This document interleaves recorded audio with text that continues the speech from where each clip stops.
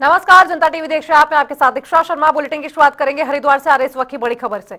हरिद्वार से इस वक्त की बड़ी खबर आपको बताएं, हरिद्वार दौरे पर आज मुख्यमंत्री पुष्कर सिंह धामी रहेंगे। हर की पौड़ी बाजार से सीएम के दौरे की शुरुआत होने वाली है। व्यापारियों और आम जनता से मुलाकात करेंगे, संवाद करेंगे मुख्यमंत्री पुष्कर सिंह धामी। ये बड़ी खबर आपको बता रहे हैं, जहां पर स्वदेशी अपनाने और नई जीएसटी दरों को लेकर संवाद करेंगे मुख्यमंत्री पुष्कर सिंह धामी। अनुष्ठान में शामिल होंगे, माया देवी मंदिर में पूजा अर्चना भी करेंगे। ये बड़ी खबर आपको बता रहे हैं, जहां पर साधु संतों से आशीर्वाद लेंगे मुख्यमंत्री पुष्कर सिंह धामी। आज हरिद्वार दौरे पर रहने वाले हैं, साधु संतों से आशीर्वाद लेंगे और सबसे पहले जीएसटी की जो दरें कम हुई हैं उसको लेकर हर की पैड़ी बाजार से सीएम के दौरे की शुरुआत हो रही है। तो लिहाजा व्यापारियों और आम जनता से धामी संवाद करेंगे। स्वदेशी अपनाने और नई जीएसटी दरों को लेकर यह संवाद कार्यक्रम होगा और इसके बाद माया देवी मंदिर प्रांगण में मुख्यमंत्री पुष्कर सिंह धामी पूजा अर्चना करते हुए भी नजर आएंगे।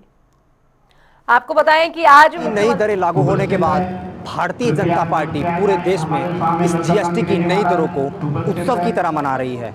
बीजेपी के तमाम मुख्यमंत्री, प्रदेश संगठन या फिर केंद्रीय संगठन या स्थानीय कार्यकर्ता सभी को जीएसटी के फायदे बताने में लगा हुआ है। इसी क्रम में उत्तराखंड के मुख्यमंत्री पुष्कर सिंह धामी आज हरिद्वार पहुंच रहे हैं, जहां वो व्यापारियों से संवाद करेंगे, साथ ही स्थानीय दुकानदारों से मुलाकात कर जीएसटी की नई दरों को बताएंगे कि इनसे आम व्यापारियों को क्या छूट मिलेगी। साथ ही माया देवी मंदिर में भी मुख्यमंत्री पुष्कर सिंह धामी का कार्यक्रम है, जहां वो साधु संतों के साथ पूजा अर्चना कर प्रदेश में सुख व समृद्धि की कामना करेंगे। अपने सहयोगी के साथ मैं हर्ष सैनी, जनता टीवी, हरिद्वार। तो वहीं आपको बताया कि यूकेएसएसएससी पेपर लीक मामले में धामी सरकार का बुलडोजर एक्शन जारी है। सुल्तानपुर में मुख्य आरोपी खालिद मलिक के नजदीकी रिश्तेदारों के घर पर प्रशासन की बड़ी कार्रवाई देखने को मिली। मौके पर पुलिस और राजस्व विभाग की टीम ने अवैध दुकान गिराकर नकल माफियाओं को बड़ा संदेश दिया। वहीं सरकार के इस फैसले का स्थानीय लोगों ने भी समर्थन किया है। द्वारा नकल माफिया खालिद के घर पर बुलडोजर चलाया गया है, उससे मैं ही नहीं पूरा प्रदेश खुश है।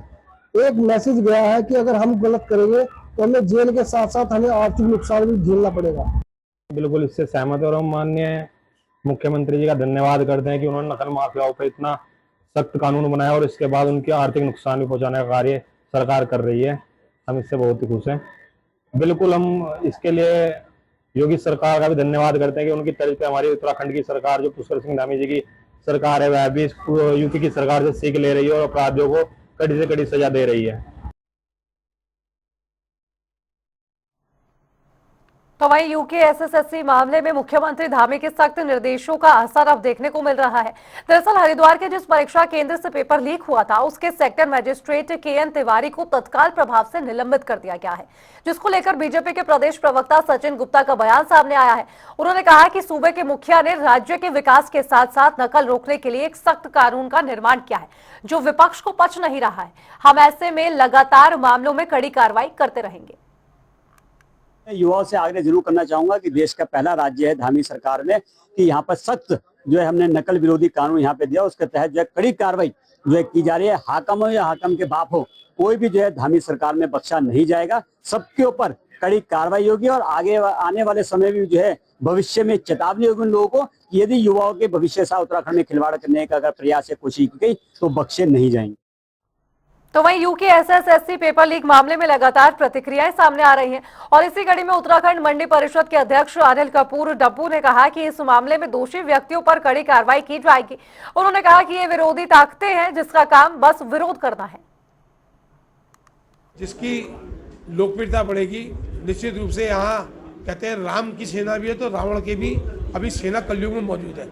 जैसे मोदी जी ने पूरे दुनिया में देश का नाम किया। पिछली बार आपने देखा शाहीन बाग अल्लाह गुल्ला करते रहे, लेकिन जनता ने नकार दिया। जो टुकड़े होंगे जेएनयू में पकड़े गए, देश के टुकड़े होंगे, उनका उत्तरांचल भी एक टारगेट है। उत्तराखंड जो यहाँ 84 लाख देवता रहते हैं, जो बॉर्डर से लगा हुआ इलाका है, ऐसे लोगों का ये भी एक टारगेट है। तो वहीं देहरादून में पेपर लीक प्रकरण को युवा सड़कों पर प्रदर्शन कर रहे हैं और इस युवाओं से सीधे संवाद करने जिलाधिकारी सविन बंसल और साथ ही एसएसपी अजय सिंह पहुंचे। उन्होंने आंदोलन करने वाले छात्रों को समझाने और बातचीत के जरिए रास्ता निकालने की कोशिश की। वहीं जिलाधिकारी ने मीडिया से बातचीत करते हुए कहा कि राज्य सरकार युवाओं के भविष्य को लेकर बेहद गंभीर है। पिछले कुछ वर्षों में 25,000 से ज्यादा पारदर्शी भर्तियां इसका सबूत भी है। डीएम ने यह भी स्पष्ट किया है कि पेपर लीक में शामिल दोषियों के खिलाफ कड़ा कानून लागू किया गया है।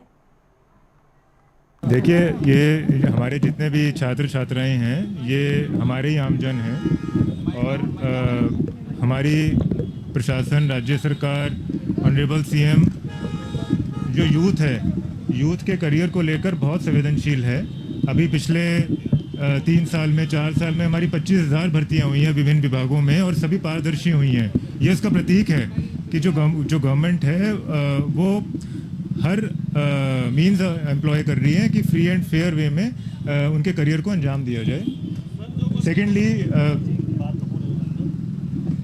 सेकेंडली जो हमारा नकल विरोधी कानून बना है वो इतना डेटरेंट है कि उत्तराखंड है हिमाचल फर्स्ट स्टेट कि जिसने बियॉन्ड हमारे एग्जिस्टेंट प्रोविजंस ऑफ लॉ एक स्पेशल लॉ क्रिएट किया है और इस तरह के कोई भी इनपुट्स आते हैं तो वो यूज़ किया जाएगा अवश्य रूप से इस कुप्रथा को डेटर करने के लिए।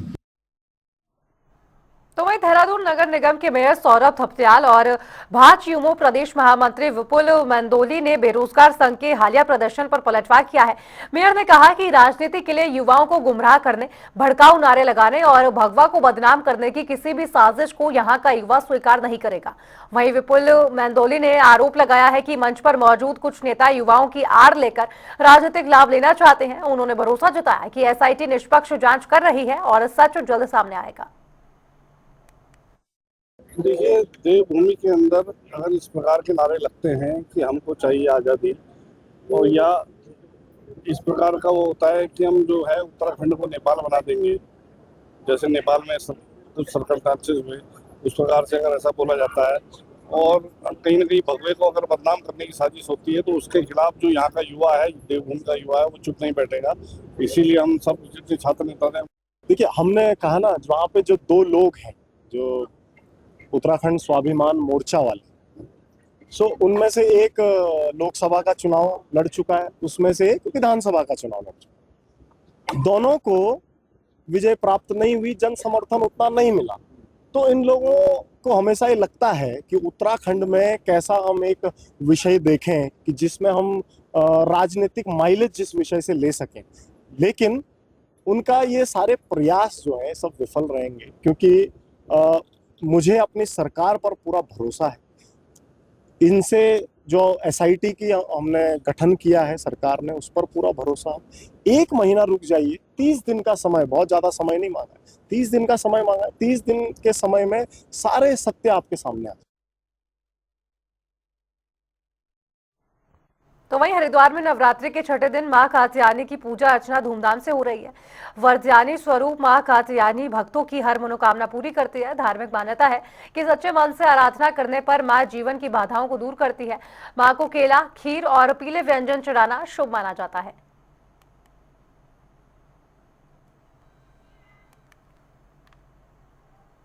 तो वहीं चारधाम यात्रा में दर्शन करने वाले श्रद्धालुओं का आंकड़ा 45 लाख के पार हो चुका है। बारिश से राहत मिलने के बाद यात्रा फिर से रफ्तार पकड़ने लगी है और वहीं केदारनाथ विधायक आशा नौटियाल ने कहा कि बारिश के बाद एक बार फिर से पवित्र यात्रा की शुरुआत हो चुकी है। प्रत्येक दिन करीब 10,000 से अधिक संख्या में श्रद्धालु बाबा के दर्शन करने आ रहे हैं। साथ ही सभी यात्रा मार्ग को जल्द ही सही कर दिया जाएगा। अभी बरसात के बाद द्वितीय चरण की यात्रा प्रारंभ हो गई है दुर्गा नवरात्रों से, और काफी मात्रा में यात्रियों ने, भक्तजनों ने और श्रद्धालुओं ने वहां पर आना प्रारंभ कर लिया है। हर दिन का जो आंकड़ा है वो अभी 10 से 12 हजार का है कि जो केदारनाथ पहुंच रहे हैं, और अभी ये आंकड़ा धीरे धीरे बढ़ेगा। तो निश्चित तौर पर धीरे धीरे यात्री आने लगे हैं। लोगों में तो वहीं हरिद्वार में हिंदूवादी नेता साध्वी प्राची ने जिलाधिकारी मयूर दीक्षित को ज्ञापन सौंपकर जिले में अवैध मजारों को हटाने की मांग की है। इस दौरान साध्वी प्राची ने कहा कि सुमन नगर, भेल और वन विभाग की जमीनों पर अवैध मजार बनाई गई है। उन्होंने चेतावनी दी है कि अगर तत्काल कार्रवाई नहीं हुई तो साधु संत सड़कों पर उतरेंगे। साथ ही उन्होंने प्रशासन से बुलडोजर से कब्जा हटाने और कानून व्यवस्था सुनिश्चित करने की अपील भी की। देखिए, आज मैंने हरिद्वार डीएम साहब को ज्ञापन दिया है। वो ज्ञापन इसलिए दिया है कि मुख्यमंत्री जी ने भी कहा है अवैध मजारों पर बुलडोजर चलेगा। अवैध मदरसे हो या अवैध मजारे हो, इन पर जल्दी से जल्दी बुलडोजर चलना चाहिए। मैंने सुमन नगर हरिद्वार के अंदर एक 12 बीघे जमीन, सरकारी जमीन है और उस पर अवैध मजार है, बड़ी मजार बनी हुई है, वो जल्दी से जल्दी हटनी चाहिए। अवैध मजार नहीं रुकनी चाहिए, वो भी हरिद्वार में। मैं तो विशेष धन्यवाद करती हूँ कि धामी जी अच्छा कार्य कर रहे हैं, बहुत अच्छा कार्य कर रहे हैं। तो वहीं बस चालकों और गंगा पुरोहितों ने प्रशासन और पुलिस से यात्री बसों को गंगोत्री ले जाने की मांग की है। उन्होंने कहा कि क्योंकि छोटी गाड़ियों से यात्रियों को वित्तीय भार, आर्थिक नुकसान उठाना पड़ रहा है, इसलिए निवेदन है कि सभी वाहनों को गंगोत्री जाने दिया जाए।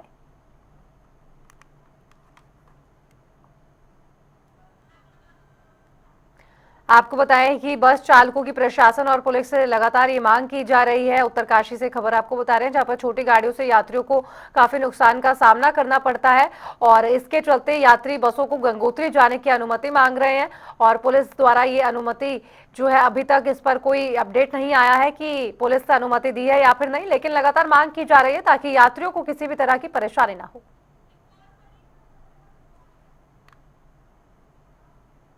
और चलिए बढ़ेंगे आगे, रुक करेंगे हल्द्वानी से आ रही इस वक्त की बड़ी खबर का। बड़ी खबर आपको बताएंगे हल्द्वानी से, जहां पर छात्र संघ चुनाव की वोटिंग शुरू हो चुकी है। ये बड़ी खबर आपको बता रहे हैं, MBPG कॉलेज में छात्र संघ चुनाव के लिए वोटिंग जारी है। कुमाऊं का सबसे बड़ा कॉलेज है MBPG और जहां पर अब तकरीबन 14,000 स्टूडेंट्स वोटिंग में हिस्सा लेंगे और दोपहर 2 बजे तक वोटिंग प्रक्रिया चलेगी। आपको बताएं कि आज MBPG में तकरीबन 14,000 स्टूडेंट्स वोट डालने के लिए जुटे हैं और कॉलेज में छात्र संघ चुनाव के लिए वोटिंग लगातार जारी है। दोपहर 2 बजे तक ये वोटिंग प्रक्रिया चलेगी। ये बड़ी खबर आपको हल्द्वानी से बता रहे हैं, जहां पर तकरीबन 14,000 स्टूडेंट्स इस वोटिंग में हिस्सा लेंगे और जिसको लेकर तैयारियां पूरी कर ली गई हैं। दोपहर 2 बजे तक ये वोटिंग प्रक्रिया चलेगी और छात्र संघ चुनाव की वोटिंग जो है अब लगातार शुरू हो चुकी है, जो करीबन 2 बजे तक चलेगी।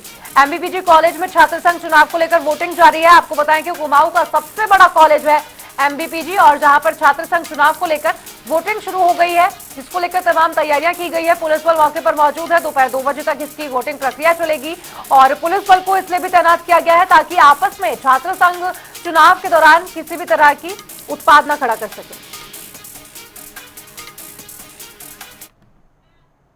तो वहीं आपको बताया कि उत्तराखंड के अल्मोड़ा में नवरात्रि के दौरान जब रामलीला के कलाकार सुर छेड़ते हैं तो अलग ही समा बनता है। अल्मोड़ा में रामलीला का इतिहास करीब 200 साल पुराना है। सदियों पुराने इस परंपरा में कलाकारों की गायन क्षमता और पारंपरिक संगीत शैलियों का मिश्रण रामलीला की इस कुमाऊनी शैली के सबसे आकर्षक बनाता है। देखिए इस रिपोर्ट में।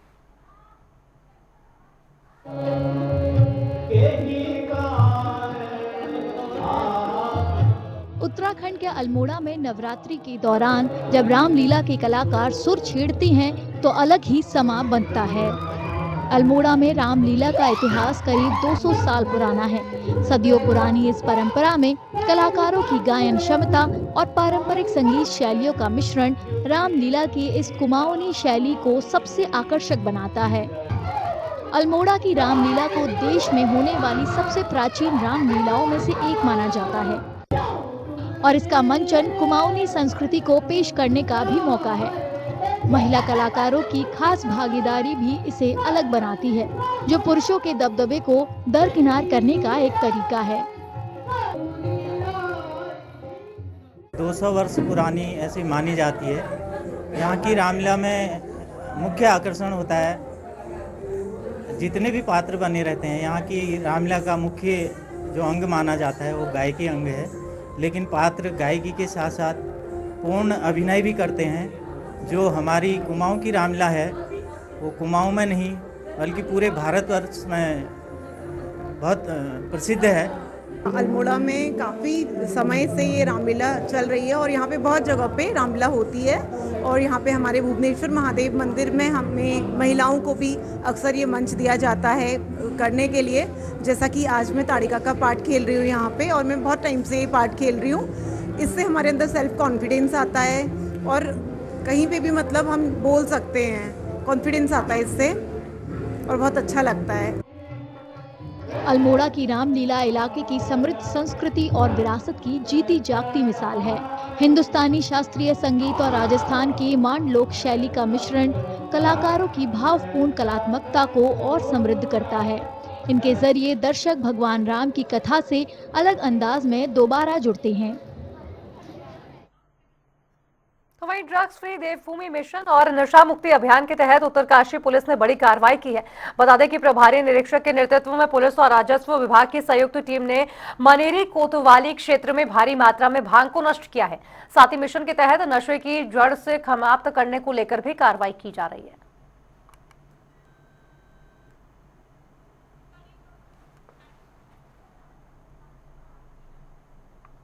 और चलिए बढ़ेंगे आगे, रुक करेंगे हरिद्वार से आ रहे इस वक्त की बड़ी खबर का। बड़ी खबर आपको हरिद्वार से इस वक्त की बताएंगे। जंगली हाथियों का आतंक लगातार बढ़ता जा रहा है हरिद्वार में। ये बड़ी खबर आपको बता रहे हैं, जहां पर 3 हाथियों का झुंड कॉलोनियों में पहुंच चुका है और लोगों में दहशत का माहौल है। स्थानीयों ने वन विभाग को इसकी जानकारी दी है। ये हरिद्वार से आपको तस्वीरें दिखा रहे हैं, जहां पर हाथियों का झुंड लगातार अपना आतंक बढ़ा रहा है और स्थानीय लोगों ने वन विभाग को हालांकि इसकी सूचना दी है। रेलवे क्रॉसिंग पार कर पहुंचे थे हाथी और वीडियो सोशल मीडिया पर खूब तेजी से वायरल हो रहा है। हरिद्वार का ये वीडियो बताया जा रहा है, जहां पर वन विभाग से सख्त कार्रवाई की मांग की गई है। हमने देखा है ये कोई पहली घटना नहीं है जब हाथी कॉलोनियों तक पहुंचे हो। इससे पहले भी हाथियों का झुंड कॉलोनियों तक पहुंचा है और जंगली हाथियों का लगातार आतंक बढ़ता जा रहा है। 3 हाथियों का झुंड कॉलोनियों में पहुंचा है, जहां पर वीडियो सोशल मीडिया पर वायरल हो गया है। हालांकि वन विभाग की ओर से क्या कुछ कार्रवाई की जा रही है इसको लेकर यह भी साफ नहीं हुआ है, लेकिन स्थानीय लोगों ने वन विभाग को इसकी सूचना दी है और लगातार जंगली हाथियों का आतंक बढ़ता हुआ दिख रहा है हरिद्वार में, जो कि थमने का नाम नहीं ले रहा है। वन विभाग से सख्त कार्रवाई की मांग कर रहे लोग, लोगों में दहशत का माहौल है। आपको बताएं पहले भी एक हाथी की ट्रेन से कटकर मौत हुई थी और इसमें जंगली हाथियों का आतंक बढ़ता जा रहा है। रेलवे ट्रैक पार करके जब कॉलोनी पहुंचे हैं तो इनके लिए भी बड़ी मुश्किल। तो वहीं हरिद्वार के मंगलौर और देवबंद रोड स्थित लखनौता चौक पर ऑनलाइन चालान प्रक्रिया ने किसानों का गुस्सा भड़का दिया है। ग्रामीणों का कहना है कि चौकी पर लगाए गए कैमरों के जरिए लगातार ऑनलाइन चालान काटे जा रहे हैं, जिससे खेतों में आने जाना और स्कूल के बच्चों को ले जाने तक मुश्किल हो गई है। इस परेशानी से तंग आकर किसान जिला पंचायत सदस्य अंशुल चौधरी के नेतृत्व में विरोध प्रदर्शन पर उतर चुके हैं और चौकी प्रभारी को ज्ञापन भी सौंपा है। साथ ही ग्रामीणों ने साफ चेतावनी दी है कि अगर जल्द समाधान नहीं निकाला गया तो विरोध और उग्र होगा और सड़क जाम करेंगे जैसे बड़े आंदोलन की तैयारी की जाएगी।